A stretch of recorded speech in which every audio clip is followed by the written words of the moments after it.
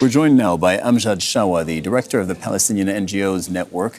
You're joining us from Gaza City. Amjad, we're talking today about the 100 children who have been killed by Israel's policy of starvation, who died of hunger and malnutrition. Now, to anybody who has been following events, even from afar, events in Gaza, inside the Gaza Strip, this was utterly predictable. Thank you. That's right. We have 100 children who died from the acute malnutrition, but there is still tens of thousands of other children who are suffering from acute malnutrition.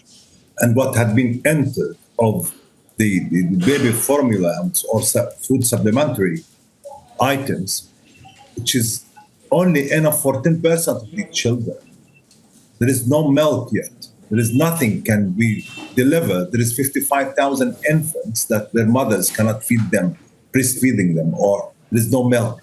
So you can imagine the situation. There is high risk on all the new generations in Gaza. These children less than 5 years old, the 350,000 who are less than 5 years old, and as families, we cannot manage to get them the one main meal that they are supposed to receive. If we can manage to get them some bread only to feed them. This is the case here in Gaza Strip.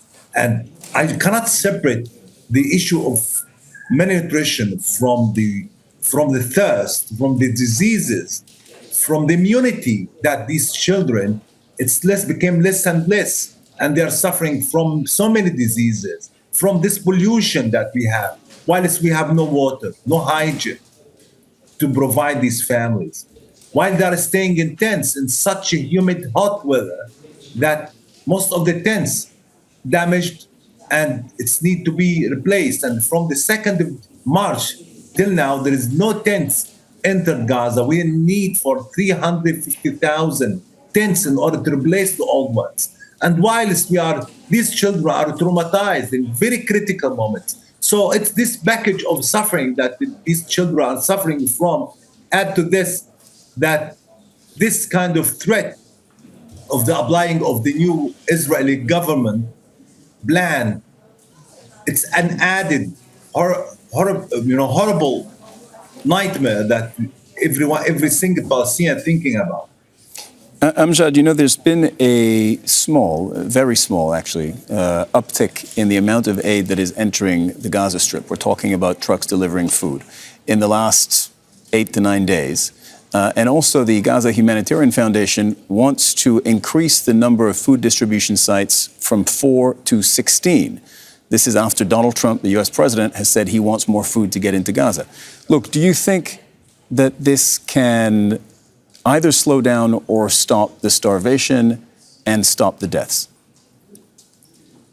It's kind of increasing the number of death traps on the south of Gaza Strip, using aid as weapon in order to push the Palestinians and to pressure them to forcibly displace from the Gaza north to the south. This is A. B, it's risky sites. It's very risky that each Palestinian could be killed, injured, humiliated. There is no humanitarian system or structure on these sites till now. So the issue now that this GHF is trying its best to replace the humanitarian UN structure and its partners. And mainly the UNRWA. UNRWA only has 400 distribution sites in all over Gaza Strip. So 4 or 16 is not enough first. Second, it's not categorized as a humanitarian site. And also, it's considered part of the Israeli agenda to serve the Israeli agenda on the displacement, on attacking the Palestinian civilians. This is real time to take decisions to stop these sites, A, and B, to get GHF and the Israelis accountable towards this killing of the aid seekers who are coming in order to receive aid, and instead of that, they were killed or injured. Well, so let me ask you this then. Let me put it this way. What happens if the current situation continues as it is? So I'm looking at the numbers of truck food and aid truck deliveries, it's been about 80 trucks a day for the last week or so, bearing in mind that before the war, Gaza needed at least 500 trucks a day. So it's well below pre-war levels, well before pre-war levels. If it remains as it is now, what happens in terms of starvation? Look, Gaza in need now for 1,000 trucks loads every day. We are in very catastrophic conditions never Gaza witnessed. You are talking about 500 trucks in normal days. And during the ceasefire, we used to have 600 trucks, and which wasn't enough. Now we are in need for 1,000 trucks. What had been entered, this very limited amount, it couldn't improve the situation in Gaza.